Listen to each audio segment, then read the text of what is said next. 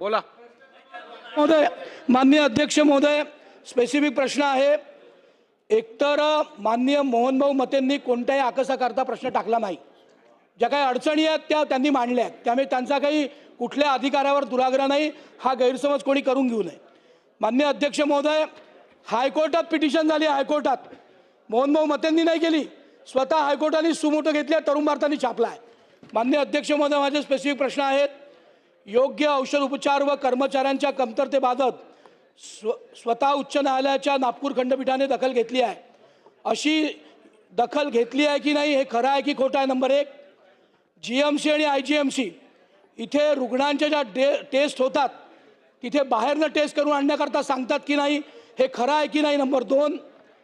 अटेंडंटच्या 394 पदं आहेत, त्यापैकी 82 पदं रिक्त आहेत. दररोज येणाऱ्या अंदाजे 900 रुग्णांना व्हीलचेअर स्ट्रेचरची गरज भासते, परंतु OPD विभागात फक्त 3 कर्मचारी कार्यरत आहे. हे खरे आहे की नाही? नंबर 4. परचेस डिपार्टमेंटमध्ये मागच्या 10 वर्षापासून एकच व्यक्ती परचेस डिपार्टमेंटमध्ये काम करतो आहे. त्या व्यक्तीच्या हातून अनेक अनियमितता झाल्या आहेत. हे खरं आहे की नाही? नंबर 4. आणि नेत्ररोग बिल्डिंग करता आपण सांगितलं तर मी तो प्रश्न रिपीट करत नाही. माननीय अध्यक्ष महोदय,